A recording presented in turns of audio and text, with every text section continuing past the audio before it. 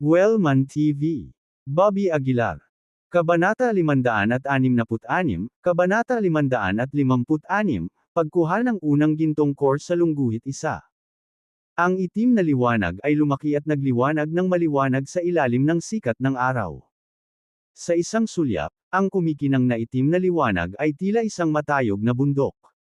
Hindi ko gustong gawin ito. Ikaw ang pumilit sa akin. Dumudugo ang bibig ni Joshua Hess, at galit na sumigaw. Ngumisi si Bobby Aguilar at sinabing, ang mga salitang iyon ay dapat kong sabihin sa iyo. Pumunta ka sa impyerno. Si Joshua Hess ay hindi na nakarinig pa ng mga salita habang siya ay sumigaw at binasag ang Mountain Destroying Seal sa kanyang kamay patungo kay Bobby Aguilar. Rumble. Sa sandaling itinapon ang light seal, para itong isang tunay na bundok na diniin si Bobby Aguilar. Ang napakalaking kapangyarihan ay pumukaw ng mga bugzo ng hangin, na pinilit ang mga tao sa paligid na magmadaling umatras dahil sa takot na madamay sa epekto. Ang Mountain Destroying Seal ay naging mas malakas nang dumurog ito mula sa itaas. Sa harap ng Mountain Destroying Seal, ang mahinang figure ni Bobby Aguilar ay tila lubos na mahina. Gayunpaman, ang malakas na aura na nagmumula sa kanya ay naging dahilan upang ang mga tao ay hindi maglakas loob na maliitin siya. Para siyang nanatiling kalmado kahit gumuho ang Thars Mountain sa kanyang harapan. Rumble. Habang papalapit ang Mountain Destroying Seal kay Bobby Aguilar, sa wakas ay nilamon siya ng napakalawak na liwanag sa sandaling iyon. Si Bobby Aguilar, na kanina pa nakatayo, ay dahan-daang nagtaas ng kamay sa wakas. Ang kanyang palad ay dahan-daang sumara, at ang gininto ang liwanag ay agad na sumabog. Sa sandaling iyon, tila ang kanyang mga kamay na bakal ay naglalaman ng kapangyarihang lumunin ang langit. Napakaraming piraso ng kalokohan na Mountain Destroying Seal, hindi ito ganoon kaganda. Malamig na binitawan ni Bobby Aguilar ang mga salitang iyon habang marahas niyang ibinato ang isang suntok sa Mountain Destroying Seal. Rumble. Ang sandali ng epekto, ang mundo ay nagsimulang manginig ng husto. Ang suntok ni Bobby Aguilar, na may napakalakas na lakas, ay agad na tumagos sa itim na liwanag. Boom! Sa isa pang malakas na pagsabog, ang kahangahangang Mountain Destroying Seal ay agad na nabasag, na naglaho sa usok. Para naman kay Bobby Aguilar, mukhang kalmado siya at composed na parang may ginawa lang siyang hindi gaanong mahalaga. Napanganga ang lahat, ang iba ay lumulunok pa ng laway. Nasira ba talaga ang Mountain Destroying Seal sa isang suntok? Iyon ang trump card move ni Joshua Hess. Paano? Paano ito posible? Sa sandaling iyon, si Joshua Hess ay lubos na desperado. Kahit buong lakas niya, hindi niya nakayanan ang casual na suntok ni Bobby Aguilar. Ang agwat sa pagitan nila ay umabot sa isang hindi mapagkakasunduang antas. Malamig na tiningnan ni Bobby Aguilar si Joshua Hess at sinabing, "Iyan lang ba ang mayroon ka?" "Wala lang." Si Joshua Hess, na ngayon ay talagang natatakot, ay natatakpan ng malamig na pawi sa kanyang nanginginig na katawan, sa kalaunan ay lumuhad sa harap ni Bobby Aguilar na may kumakatok. Sa sandaling iyon, si Joshua Hess ay hindi na isang mapagmataas na figure kundi isang ordinaryong matandang lalaki, na ibang-iba sa malayong sect master ng Great Saint Sect. "Bobby Aguilar, iligtas mo ako." Si Joshua Hess ay lumuhad na nanginginig sa lupa, umiiyak ng mapait. Ngumisi si Bobby Aguilar at sinabing, "Sa tingin mo, posible ba iyon?" Biglang inangat ni Joshua Hess ang kanyang ulo na parang may naalala at sumigaw, "Bobby Aguilar, ako, mayroon akong 3,000 taong gulang na damo. Kaya ko silang ibigay sa iyo." Umiling si Bobby Aguilar at sinabing, "Kung papatayin kita, magiging akin pa rin ang mga halamang iyon." Desperado, pinag-isipan ni Joshua Hess ang kanyang mga utak na naghahanap ng isang bagay na magpapakilos kay Bobby Aguilar. "Ako, mayroon akong bilyon-bilyong yaman. Kaya kung ibigay lahat sa'yo, iligtas mo lang ang buhay ko." Agad na sabi ni Joshua Hess. Ngumisi si Bobby Aguilar at sinabing, "Joshua Hess, huwag kang magsalita ng walang kwentang bagay, dapat mong ihanda ang iyong mga huling salita." Ngunit si Joshua Hess ay hindi maaaring sumuko.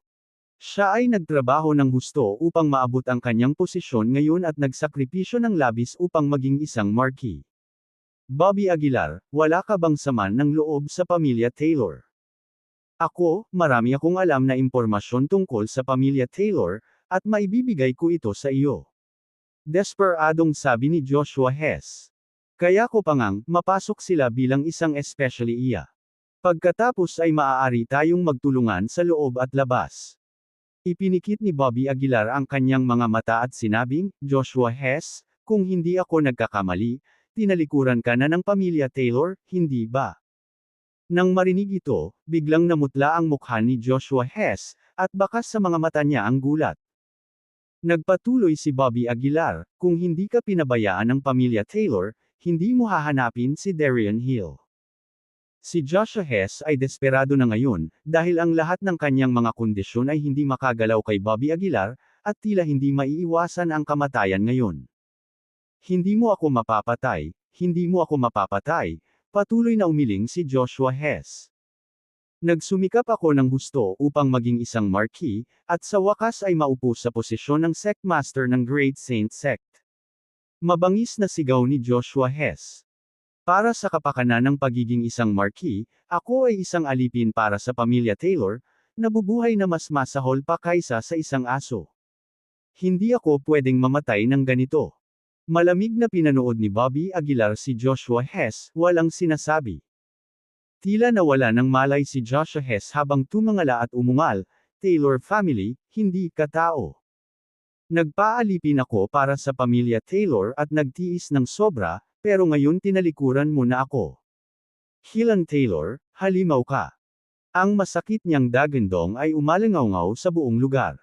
Ngunit walang kahit isang onsa ng simpatiya sa puso ni Bobby Aguilar. Dahil pinili niyang umasa sa kapital, hindi may iwasang maiwan siya ng kapital balang araw. Kailangan niyang pasanin ang mga kahihinatnan para sa landas na pinili niya. Fine, kung gusto mo akong patayin, wala ni isa sa inyo ang mabubuhay. Napuno ng kabaliwan ang mukha ni Joshua Hess. Ang buong aura ng kanyang buong katawan ay lumaki, at ang kanyang tiyan ay tila lumundag sa mabilis na paglaki ng enerhiya. Isang mapanirang puwersa ang tahimik na nagtitipon. Hindi maganda, gusto ni Joshua Hess na sirain ang sarili. Parang may nanghuhulat sa nangyayari. Nang marinig ito, ang mga mukha ng lahat ay namutla sa takot, at sila ay nagsisiksikan upang makatakas. Malamig na pinanood ni Bobby Aguilar si Joshua Hess at sinabing, iniisip mong sirain ang sarili, ngunit natatakot ako na hindi ka magkakaroon ng pagkakataong iyon. Bago bumagsak ang kanyang mga salita, ang palad ni Bobby Aguilar ay kumislap ng gininto ang liwanag, at ang kanyang pisikal na lakas ay pinakawalan sa sukdulan. Bitik. Isang malakas na sampal ang tumama sa ulo ni Joshua Hess. Snap! Sa isang sampal lang, basag na ang ulo ni Joshua Hess. Agad na tumalsik ang kanyang katawan na parang nabutas na lobo. At ang mga mag-aaral ni Joshua Hess ay mabilis na naging kulay abo, walang buhay. Ang dating nakakatakot na si Joshua Hess ay patay na. Ang paligid ay unti-unting tumahimik, at lahat ay napabuntong hininga sa gitna ng kanilang pagkagulat. Walang sino man ang makakaisip na ilang araw lang ang nakalipas, si Joshua Hess ay isang kahangahangang figure pa rin, at ngayon, sa isang kisap mata, siya ay naging isang walang buhay na balat. Tunay, palaging may mga bagong talento na umuusbong upang palitan ng luma. May tahimik na bamantong hininga. Napatingin si Bobby Aguilar sa nakaluhod na si Joshua Hess sa kanyang harapan, na may bakas ng pananibik sa kanyang mukha. Panahon na para subukan ang epekto nitong gininto ang core, mahinang bulong ni Bobby Aguilar. Matagal na niyang inaabangan ang araw na ito. Ang gininto ang core sa loob ng katawan ng isang marquis ay maaaring ang pinakamabilis na paraan upang mapabuti ang kanyang cultivation. Dahan-daang itinaas ni Bobby Aguilar ang kanyang kamay at sinampal ang tiyan ni Joshua Hess. Agad na sumabog ang kanyang puson, nagsiwalat ng butil na kasing laki ng marmol, kumikinang ng maliwanag sa madilim na dantian. Inabot ito ni Bobby Aguilar, at nahulog ang gininto ang core sa kanyang kamay. Ito ba ang gininto ang core? Si Bobby Aguilar ay labis na nasasabik. Kabanata 567, Kabanata 567, ang pagkasira ng dakilang sekta ng santo. Ang ginintoang core ay kumikinang sa palad ni Bobby Aguilar, na naglalabas ng isang rich chi na hindi mapaglabanan. Ito ang habambuhay ng espiritual na enerhiya ng isang marquee, ang kayamanan nito na lampas sa imahinasyon. Sa Golden Core, hindi na kinailangan pang umasa ni Bobby Aguilar sa Heaven Swallowing skill. Bukod dito, ang epekto nito ay higit na nakahihigit sa Heaven Swallowing skill. Hinaplos ang ginintoang ubod, hindi nag-aksaya ng oras si Bobby Aguilar at agad itong nilunok. Ang gintong core ay agad na sumabog sa loob ng kanyang dantian. Agad na napuno ng mayamang chi ang kanyang buong dantian. Ang sarap sa pakiramdam. Hindi napigil ang mapabulalas ni Bobby Aguilar. Ang sensasyong ito ay higit na nalampasan ang pakiramdam ng pagkuha ng isang spirit core. Hanggat napatay niya ang sapat na marquises, walang pag-aalinlangan si Bobby Aguilar na maaari siyang maging isang martial saint sa pinakamaikling panahon na posible. Ang mga tao sa paligid ay nagkukumpulan pa rin, nakatingala kay Bobby Aguilar na may pagtataka at takot sa kanilang mga mata. Sinulyapan sila ni Bobby Aguilar, at walang tigil, tumalikod at umalis. Si Joshua Hess ay patay na. Lumaganap na rin ang kaiyahiyang paraan ng kanyang pagkamatay.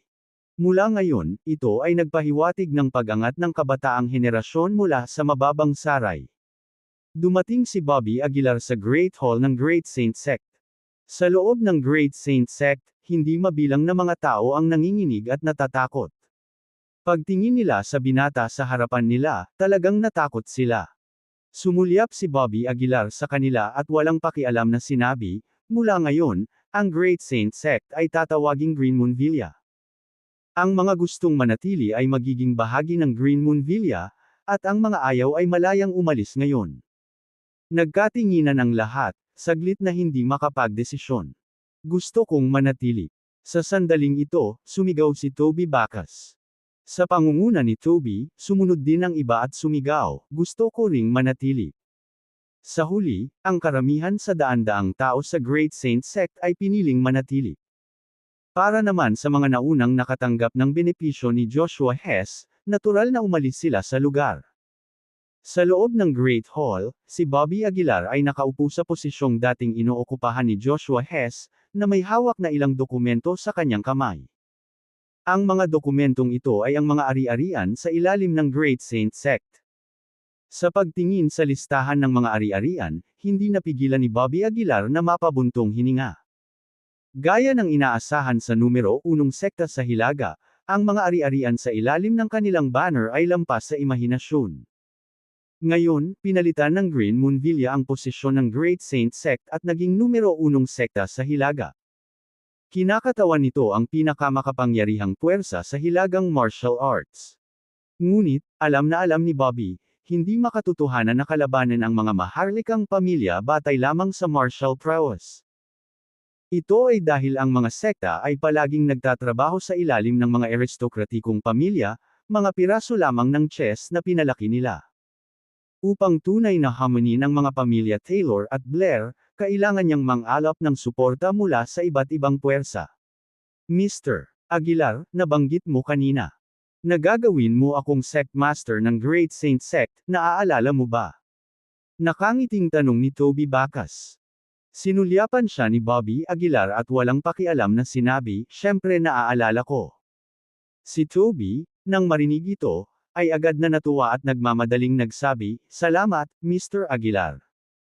Ngumisi si Bobby Aguilar, ngunit, sayang naman at wala na ang Great Saint Sect, ang lugar na ito ay Green Moon Villa na ngayon. Nagbago ang mukha ni Toby, at pansamantalang nagtanong, Mr.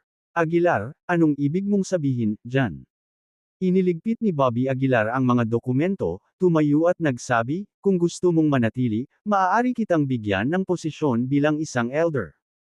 Kung ayaw mo, sundin mo ang yumaong Great Saint Sect, at umalis ka. Ang mukha ni Toby ay naging hindi kapani-paniwalang pangit, hindi inaasahan ang magiging resulta. Pagkatapos ng lahat ng kaguluhang iyon, siya ay naging isang elder lamang, na walang makabuluhang pagbabago. Ako, mananatili ako. Si Toby, walang magawa, ay nakayuko lamang at sumunod sa utos ni Bobby Aguilar.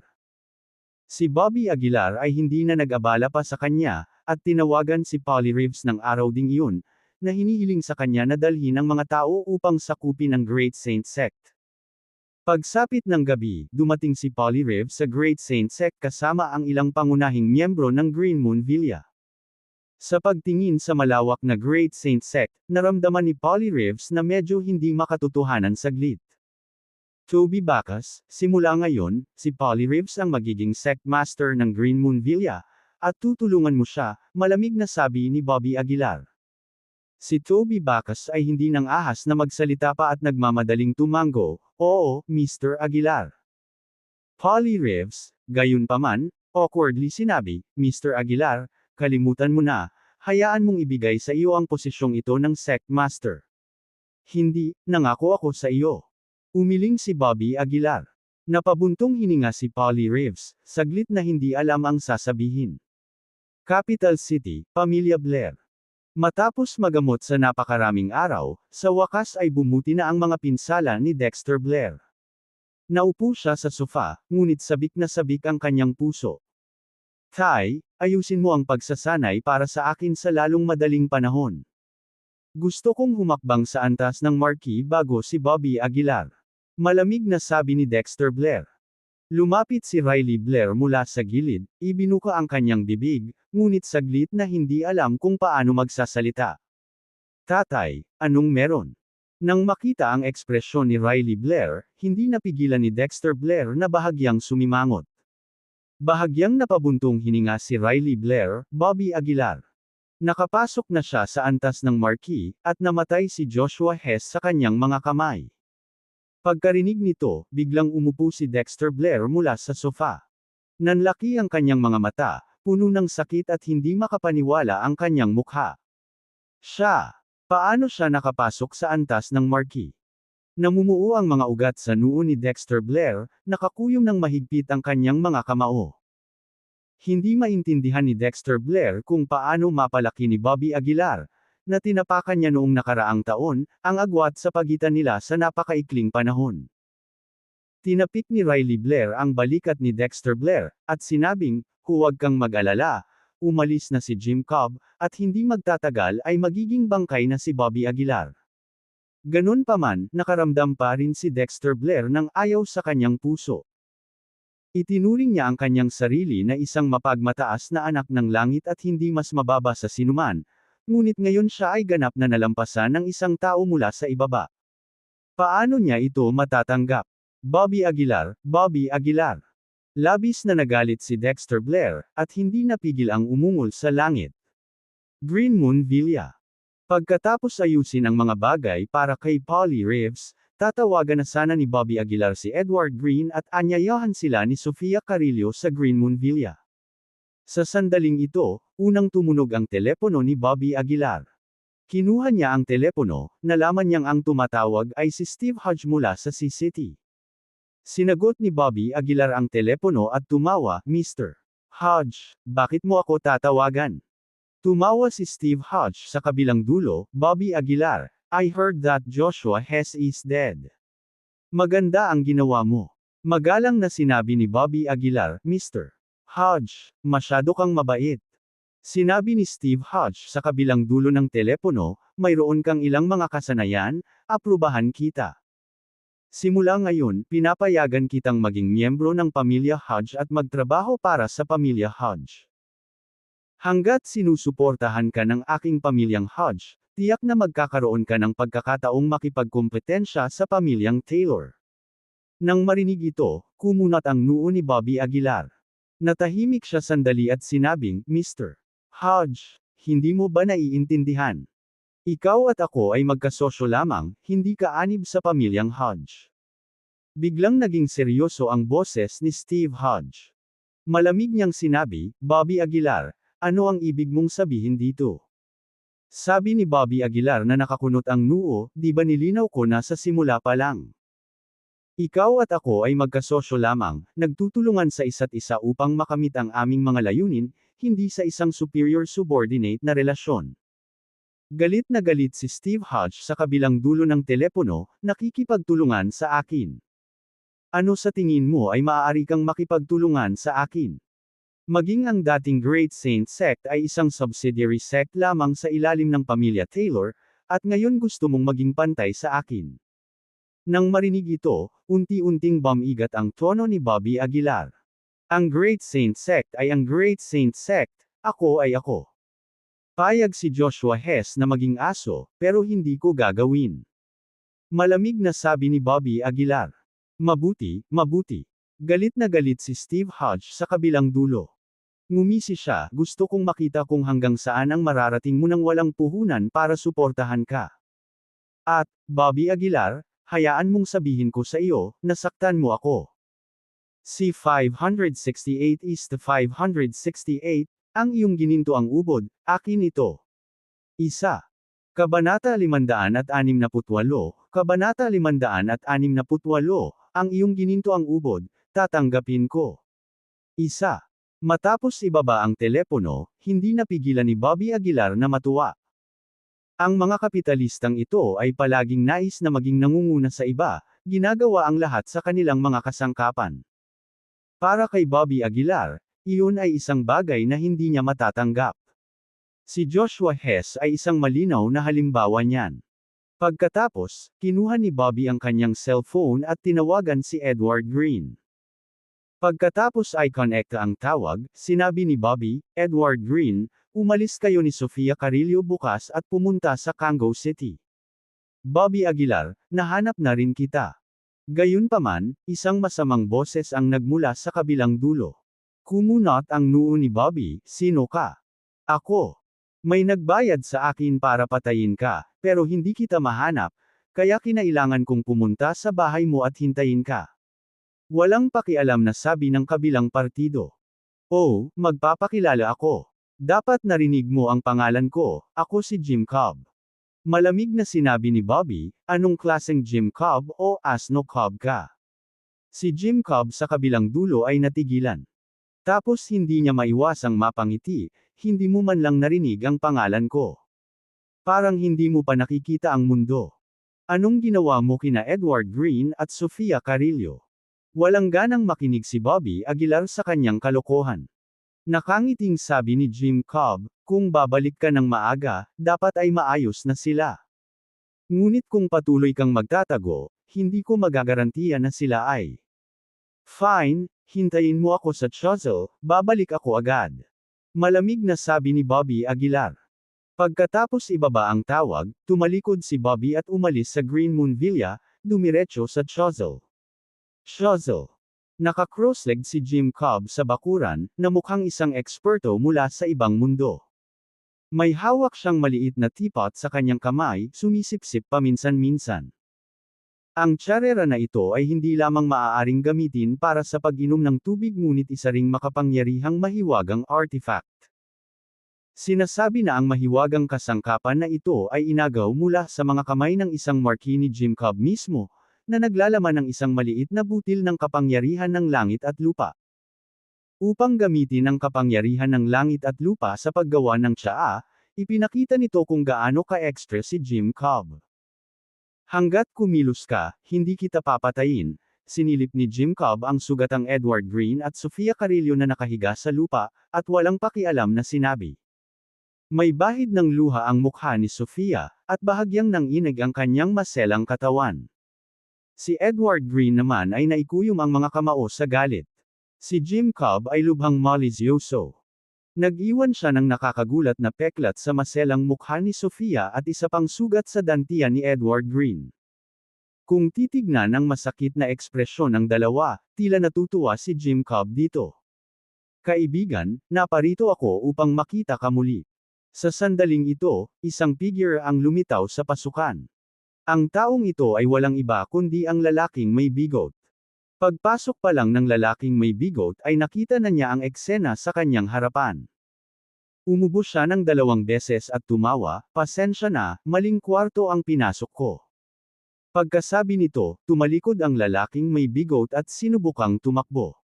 Gayunpaman, naging malamig ang mukha ni Jim Cobb, at bumantong hininga siya, dahil nandito ka, halika at samahan mo sila. Habang nagsasalita siya, itinaas ni Jim Cobb ang kanyang kamay at itinuro pasulong. Sa isang iglap, Isang nakakatakot na puwersa ang kumalat na parang mga ripple. Pagkatapos, isang malaking mamamatay tao na espiritu ang sumulpat patungo sa lalaking may bigot.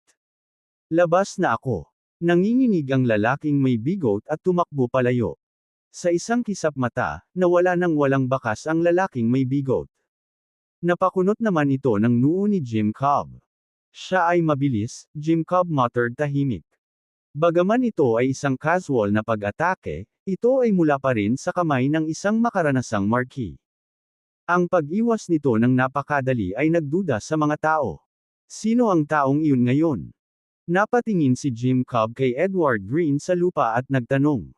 Kinagat ni Edward Green ang kanyang mga ngipin at sinabing, siya ang iyong ama. Hindi naman nagalit si Jim Cobb, tumawa lang siya, your talent is not significant, but you certainly have a temper. Hindi ka ba natatakot na patayin kita? Kung papatayin mo ako, tiyak na papatayin ka ni Mr. Aguilar. Galit na sigaw ni Edward Green. Tawa ng tawa si Jim Cobb, noong nangingibabaw ako sa mundo, malamang na hindi pa ipinanganak si Bobby Aguilar. Ikaw matandang bitch, tumigil ka sa pagmamayabang.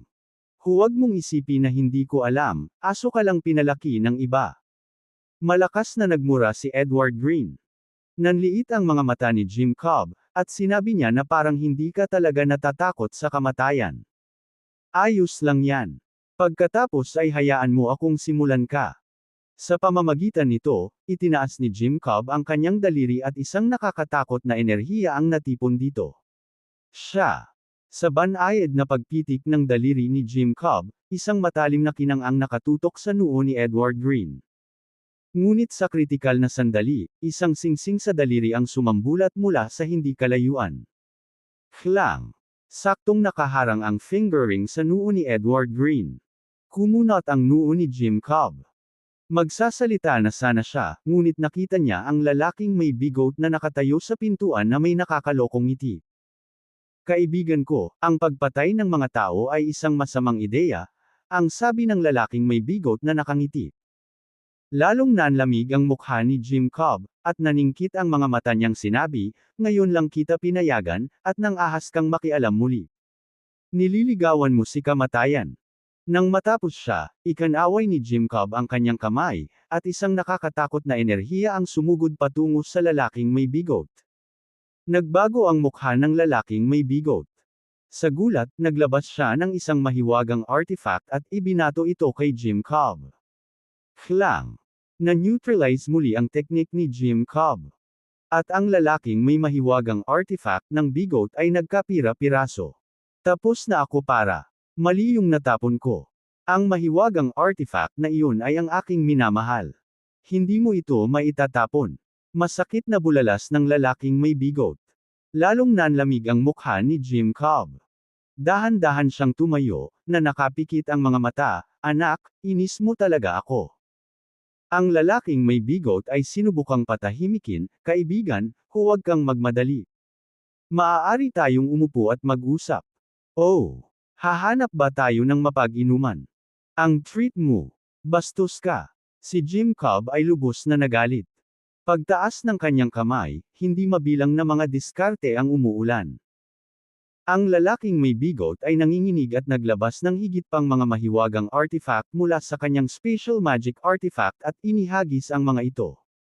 Sa ilang sandali, lumipad sa kalangitan ang lahat ng uri ng tansong kaldero, singsing, at mga batong jade. Bang! Bang! Bang! Sa sunod-sunod na pagsabog sa himpapawid, sunod-sunod na nabasag ang mahiwagang artifact, dahilan para mapangiwi ang lalaking may bigot. Damn it! Ang mga mahiwagang artifact na ito ang aking pinakamahalagang pag-aari. Malungkot ang mukha ng lalaking may bigot. Lalong dumilim ang mukha ni Jim Cobb. Hindi niya kayang ibagsak ang isang hindi kilalang bata sa mahabang panahon, kaya paanong hindi siya magagalit? Kaibigan, tumigil na tayo dito. Kung patuloy tayong magtapon, mawawala ang buong koleksyon ko ng mga dekada. Paulit-ulit na winuwagayway ng lalaking may bigot ang kanyang mga kamay at nagmamakaawa. Ngunit lalo lamang nagalit si Jim Cobb. Halatang pinagtatawanan siya ng batang nasa harapan niya. Isang mamamatay tao na espiritu ang sumambulat mula kay Jim Cobb.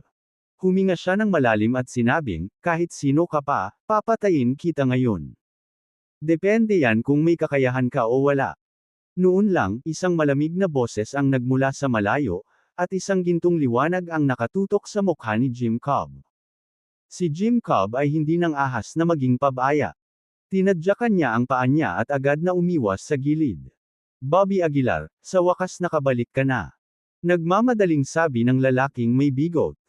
Ang matandang asong ito ay sinira ang higit sa 100 ng aking mga mahiwagang artifact. Kailangan mong bayaran ako. Seryosong sabi ng lalaking may bigot. Hindi pinansin ni Bobby Aguilar ang lalaking may bigot. Tumingin siya sa sugatang Edward Green at Sofia Carillo sa lupa at malamig na sinabi, ang iyong gininto angkor ay akin na ngayon. Kabanata 569, Kabanata 569, Labanan-laban kay Jim Cobb. Ang mayabang na tono ay nagbunsod ng masigasig na tawa mula kay Jim Cobb. Anak, alam mo ba kung sino ako? Walang sino man ang nang-ahas na maging ganito katapang sa harap ko. Malamig na sabi ni Jim Cobb. Kung sino ka ay walang kinalaman sa akin, gusto ko lang malaman kung sino ang nagpadala sa iyo. Malamig na tanong ni Bobby Aguilar. Pinaikit ni Jim Cobb ang kanyang mga mata, na may bahid ng disgustong sinabi, mababa ba ang tingin mo sa akin? Walang sinuman sa ilalim ng langit ang nang-ahas na maliitin ako ng ganito.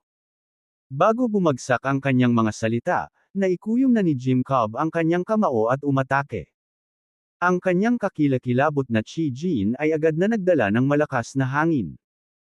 Bilang isang kalahating hakbang na martial marquee, ang lakas ni Jim Cobb ay hindi dapat balewalain. Ang kanyang casual na suntok ay umalingaw sa hangin. Gayunpaman, nang malapit nang tumama ang kamao niya kay Bobby Aguilar, walang kahirap-hirap itong nasalo ni Bobby.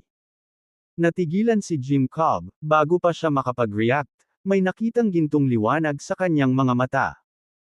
Hinawakan ng kamay ni Bobby Aguilar ang Golden Fist, na umindayog paitaas, mabangis na bumasag sa panga ni Jim Cobb. Sa ilalim ng suntok na ito, pumailan lang sa ere ang katawan ni Jim Cobb, halos mabali ang panga niya. Bumagsak siya sa hangin at bahagya pang pinatatag ang sarili. Pagkatapos, hinawakan ni Jim Cobb ang kanyang panga at malamig na sinabi, hindi ka talaga simple. Tahimik na nakatayo si Bobby Aguilar, ang kanyang katawan ay hindi nagpapakita ng senyales ng pagbabago-bago ng enerhiya. Pinaikit ni Jim Cobb ang kanyang mga mata. Iniabot niya ang kanyang daliri, at ang mga sinag ng liwanag ay bumaril, na parang mga bala ng mabilis patungo kay Bobby Aguilar. Nanatiling walang ekspresyon si Bobby Aguilar, hinayaan ang liwanag na tumama sa kanyang katawan. Klang, klang, klang. Ito ay parang bakal na tumutunog na bakal, at si Bobby Aguilar ay nakatayo roon, kinuha ang mga beam, naglalakad patungo kay Jim Cobb ng hakbang-hakbang. Namutla ang mukha ni Jim Cobb. Kinuha niya ang teknik gamit lang ang laman niya. Gaano siya kalakas? Hindi nakakagulat na siya ay isang magulong katawan. Hindi naiwasang mapanganga ang lalaking may bigot sa gilid. Ang lakas ng katawan na ito ay ganap na hindi maunawaan. Paano naging malakas ang katawan ng batang ito? Mabilis na umatras si Jim Cobb. Napakatigas ng katawan, hindi siya dapat makipagkumpetensya dito. Muling tumaas ang mga daliri ni Jim Cobb, at agad na nakakuha ng pulang glow ang kanyang mga daliri. Ang liwanag ay dahan-daang nagtipon sa kanyang mga daliri, isang napakalaking alon ng liwanag na mabilis na dumurog kay Bobby Aguilar. Nanatiling walang ekspresyon si Bobby Aguilar, itinaas niya ang palad, casual na hinampas ito. Ang globo ng liwanag na nakalap ni Cobb ay nabasag ng casual na sampal ni Bobby Aguilar. Paano ito posible? Napabuntong hininga si Jim Cobb, ang kanyang mukha ay nagiging hindi kapani-paniwalang pangit. Gaano katigas ang isang dagwang katawan? Kahit sina Ignacio Burke at Jackson Harris ay hindi kayang gawin ito, hindi ba? Sino ka? Bumalatay ang takot sa mga mata ni Jim Cobb. Ang mukha ni Bobby Aguilar ay nagyayelo, ang kanyang mga mag-aaral ay puno ng layuning pumatay. Wala siyang sinabi, biglang naglaho ang kanyang anyo, halos sa isang kisap mata ay lumitaw sa harap ni Jim Cobb. Pa! Ang napakabilis na bilis ay nag-iwan kay Jim Cobb na walang oras upang mag-react, at siya ay kumuha ng isang marahas na sampal sa mukha. Ang sampal na ito ay puro pisikal na lakas ni Bobby Aguilar, ngunit direkta nitong binasag ang mga buto ng mukha ni Jim Cobb. Dam-aloy ang dugo sa basag niyang pisngi, walang humpay. Paano magiging ganito? Si Jim Cobb ay labis na natakot. Kung ito lamang ang kanyang pisikal na kapangyarihan, gaanong kakilakilabot ang kanyang buong lakas. Hindi siya naglakas loob na mag-imagine. Sabihin mo sa akin kung sino ang nagpadala sa iyo, at gagawin kong mabilis ang iyong kamatayan. Si Bobby Aguilar ay lumapit kay Jim Cobb ng hakbang-hakbang, tulad ng isang demonyo. Bilang isang veteranong martial marquee, si Jim Cobb ay hindi pa nakaharap sa gayong kahihiyan. Kasabay ng pagwagayway ng kanyang kamay, isang mahabang espada ang lumitaw sa kanyang palad. Ang mahabang espada ay kumikislap na may madilim na kinang sa dilim, isang nagyayelong layunin na nagmumula sa talim. Itim na bakal na espada. Tumaas ang kilay ng lalaking may bigot. Pagkatapos ay sinigawan niya si Bobby Aguilar, "Kaibigan ko, ito ang Black Iron Sword, na kinikilala sa paghiwa ng bakal na kasing dali ng putik. Dapat maging lubhang maingat ka." Hindi nag-react si Bobby Aguilar, malamig pa rin ang tingin niya kay Jim Cobb. Kinagat ni Jim Cobb ang kanyang mga ngipin at malamig na sinabi, "Gusto kong makita kung gaano kalakas ang iyong katawan." Pagkasabi noon, nagsimulang magbago ang chi ni Jim Cobb, hindi mabilang na mga inner strength ang bumuhos sa katawan ng espada. Agad na kuminang ang talam, isang nakakagigil na aura ang bumalot sa katawan ng espada. Mamatay. Galit na umungol si Jim Cobb, ang espada sa kanyang kamay na humahampas kay Bobby Aguilar sa hangin. Naging malamig ang tingin ni Bobby Aguilar, bigla niyang inabot ng diretso ang papasok na talam. Nang makita ito, tuwang-tuwa si Jim Cobb. Minsan na niyang pinatag ang isang bundok gamit ang espadang ito, lalo pa ang katawan ni Bobby Aguilar. Ang pagmamataas ay may kapalit. Napahiyaw si Jim Cobb. Klang! Gayunpaman, sa susunod na segundo, ang ekspresyon ni Jim Cobb ay nanlamig sa kanyang mukha. Ang palad ni Bobby Aguilar ay kumikinang na may gintong liwanag, at ang talim ng espada ay matapang na nahuli sa kanyang kamay. May mga bakas ng sariwang dugo na tumulo mula sa kanyang palad, ngunit hindi na nakagalaw pa ang espada. Ang kakayahang maputol ang aking balat ay ginagawa itong isang mahusay na espada. Malamig na deklara ni Bobby Aguilar. Ang mga mag-aaral ni Jim Cobb ay nagkontrata, ang kanyang mukha ay puno ng takot. Ilang dekada na siyang nabubuhay, hindi pa siya nakakita ng ganito katibay na pangangatawan. Ang gulo talaga ng katawan ay psycho, nagkibit balikat ang lalaking may bigot. Lubhang madilim ang mukha ni Jim Cobb. Mabilis niyang inihagis ang espada at binaril pa atras. Hinding-hindi ko hahayaang hawakan ako ng batang ito, huminga ng malalim si Jim Cobb. Pagkatapos, isang glow radiated mula sa ilalim ng Jim Cobb's paa, kumalat sa paligid sa kanya. Sa loob lamang ng ilang sandali, ang ningning na ito ay tumakip sa daan-daang metro sa paligid niya. Huminga ng malalim si Jim Cobb, at ang kanyang katawan ay biglang naging napakagaan. Ang lakas ng katawan ng batang ito ay umabot sa isang hindi maisip na antas, ngunit hindi ito nangangahulugan na hindi siya maaaring patayin, naisip ni Jim Cobb sa kanyang sarili. Basta mapanatili ko ang distansya mula sa kanya at gumamit ng mga diskarte, tiyak na mapapatay ko siya. Nakita ni Bobby Aguilar ang intensyon ni Jim Cobb, malamig niyang sinabi, "Ikinagagalak mo na isa kang matandang martial marquee, pero ngayon hindi ka man lang makalapit sa akin. Yan ba ang kakayahan mo?" Ngumisi si Jim Cobb, "So what? Ang pagpatay ay hindi palaging nangangailangan ng lakas, ang utak ay mahalaga din." Si Bobby Aguilar, na kinusot ang kanyang mga mata, ay sumagot, "Maganda ang iyong ideya, ngunit sayang, walang silbi laban sa akin." Habang nagsasalita, inactivate ni Bobby Aguilar ang shrink and ground into an inch at sinisingil si Jim Cobb. Ngunit nagulat ang lahat, ang figure ni Jim Cobb ay biglang nawala sa kinalalagyan nito, mabilis na umiwas sa distansyang ilang metro ang layo. Ang bilis niya ay mas mabilis pa sa shrink and ground into an inch. Ha ha ha ha. Hindi napigilan ni Jim Cobb ang mapatawa. Bobby Aguilar, kahit na mayroon kang napakalaking lakas, hindi mo ako mahawakan. Si Jim Cobb ay sobrang saplada. At ako, dahan-dahan kong maubos ang iyong buhay sa aking mga diskarte. Pagkasabi nito, marahas na itinulak ni Jim Cobb ang magkabilang kamay palabas, na nagpakawala ng nakakatakot na puwersa. Gamit ang kanyang kat-anji tanging pamamaraan, si Jim Cobb ay patuloy na naglunsad ng mga pag-atake kay Bobby Aguilar.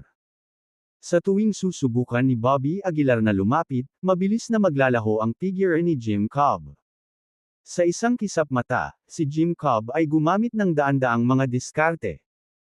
Bagamat walang kapantay ang pangangatawan ni Bobby Aguilar, sa ilalim ng mga pamamaraang iyon, masakit pa rin ang kanyang katawan, kahit na nagpapakita ng ilang sugat.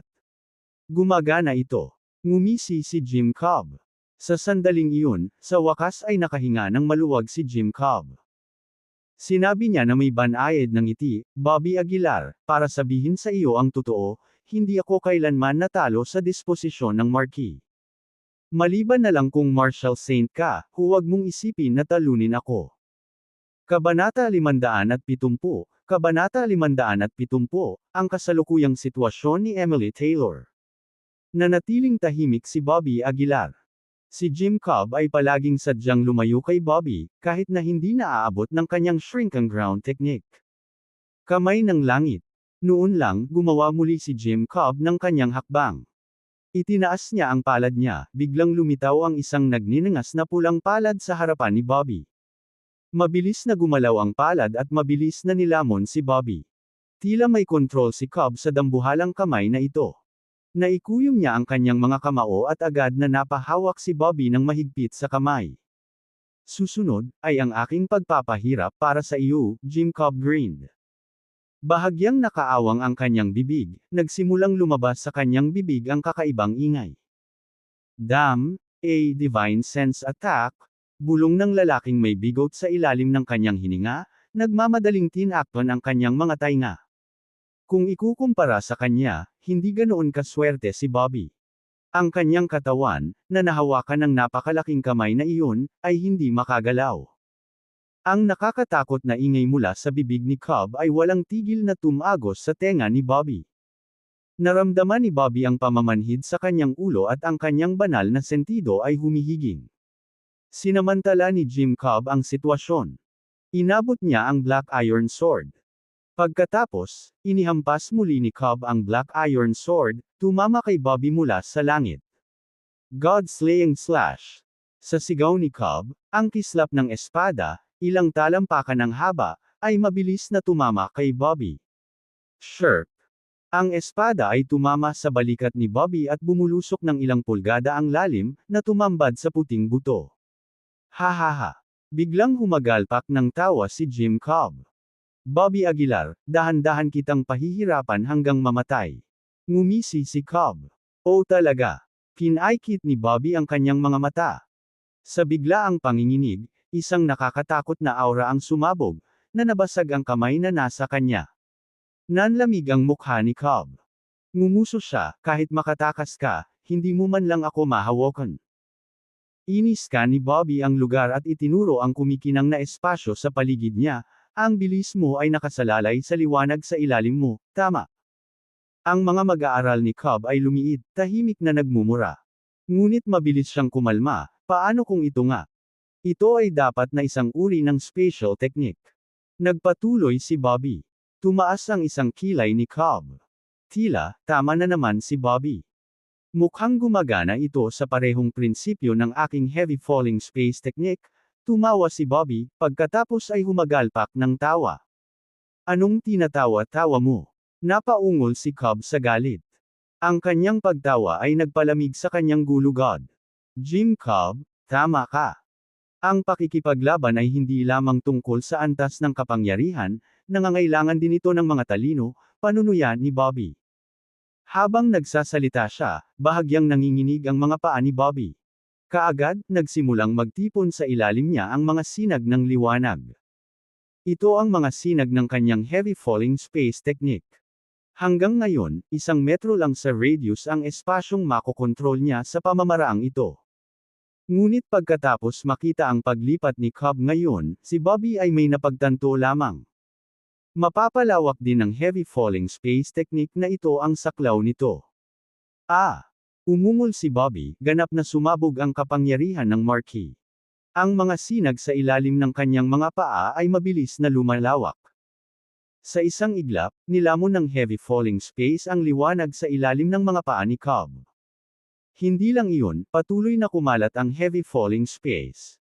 Sa isang iglap, nasakop nito ang isang radius ng 1 kilometro. Bakit hindi ako makagalaw? Bulong ng lalaking may bigot sa sarili. Si Jim Cobb ay natakot nang makitang nabawasan ang kanyang bilis. Paano? Paano ito nangyari? Mukhang hindi kaaya-aya ang mukha ni Jim Cobb. Ngumisi si Bobby Aguilar. Jim Cobb, kung hindi dahil sa iyo, baka hindi ko napagtanto kung gaano kalawak ang heavy falling space. Para pasalamatan ka, bibigyan kita ng mabilis na kamatayan. Bago bumagsak ang kanyang mga salita, direktang ginamit ni Bobby Aguilar ang shrink and ground into an inch technique at sumugod kay Jim Cobb. Naramdaman ni Jim Cobb ang panganib, sinusubukang palawakin ang distansya gamit ang kanyang lumang lansihin. Gayunpaman, siya ay natakot nang makitang ang kanyang bilis ay hindi malapit sa nakaraang pagtatangka. Tapos na ako. Isang malamig na takot ang bumalot sa puso ni Jim Cobb. Bago pa siya makagawa ng diskarte, nasa tabi na niya si Bobby Aguilar. Nabasag ang gintong palad sa kalangitan, at sa pamamagitan ng sampal, tumama ito sa katawan ni Jim Cobb. Malakas ang sampal, agad na nabasag ang kalahati ng katawan ni Jim Cobb. Isang malungkot na alulong ang lumabas sa bibig ni Jim Cobb. Ngunit hindi siya pinagbigyan ni Bobby Aguilar ng anumang awa, muling tumama ng isa pang sampal. Boom!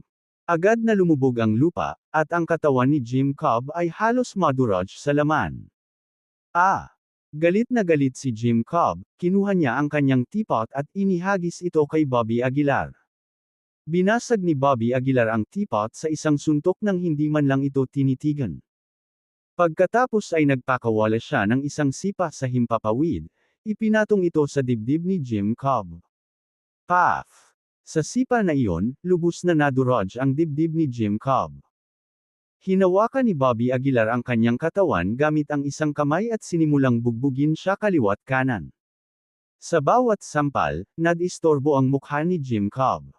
Matapos ang mahigit 100 sampal, tuluyang nabasag ang ulo ni Jim Cobb. Mabilis ding nabawasan ang kanyang sigla, naging bangkay sa isang kisap mata. Malamig na pinanood ni Bobby Aguilar ang nahulog na si Jim Cobb. Inabot niya at kinuha ang ginintoang ubod ni Jim Cobb, nilunok ito ng walang pagdadalawang isip. Masyadong malupit, bulong ng lalaking may bigot sa di kalayuan. Hindi siya pinansin ni Bobby Aguilar, nilapitan niya sina Edward Green at Sofia Carillo, at tinulungan silang tumayo. Kamusta ka na? Tanong ni Bobby Aguilar. Sumagot si Edward Green na medyo masakit, Mr. Aguilar, nasira ang dantian ko. Natatakot ako na baka hindi na ako makapag-cultivate muli. Dahil doon, lumala ang ekspresyon ni Bobby Aguilar. Yung Jim Cobb na iyon. Nagngagat ang ngipin ni Bobby Aguilar. Kung alam lang niya, hindi niya sana ganoon kadaling pinatay si Jim Cobb. Huminga ng malalim si Bobby Aguilar at sinabing, magtiwala ka, hahanap ako ng paraan. Masama rin ang sitwasyon ni Sofia. Bilang isang patas at magandang babae, ang kanyang disfigure na mukha ay ang pinakamasamang bagay na maaaring mangyari. Bukas, dadalhin kita sa Divine Alchemist Pavilion, anuman ang mangyari, hahanap ako ng solusyon para sa inyong dalawa, mataimtim na sabi ni Bobby. Pagkatapos, tumingin si Bobby Aguilar sa lalaking may bigot sa malapit at nagtanong, ano ang nagdadala sa iyo dito? Sumagot ang lalaking may bigot, hindi mo ba ako tinanong kung paano ililigtas ang babaeng iyon? Nakaisip ng solusyon ang guro. Evelyn Norton. Napataas ang kilay ni Bobby Aguilar. Agad niyang tinanong, anong solusyon? Ibinuko ng lalaking may bigot ang kanyang bibig para magsalita, ngunit sa sandaling iyon, may dumating na mensahe sa telepono ni Bobby Aguilar. Nagsalubong ang kilay ni Bobby Aguilar habang inilabas ang kanyang telepono. Ito ay isang video sa mensahe. Nang makita ang video, namutla ang mukha ni Bobby Aguilar, bahagyang nanginig ang kanyang katawan. Sa video, si Emily Taylor ay ikinulong sa isang selda. Siya ay mapatla bilang isang sheet, mga tubo na kasing kapal ng mga tanikala na nahulog sa kanyang mga punto ng acupuncture. Ang kanyang katawan ay nawawalan ng dugo, na umaagos sa mga tubo na iyon.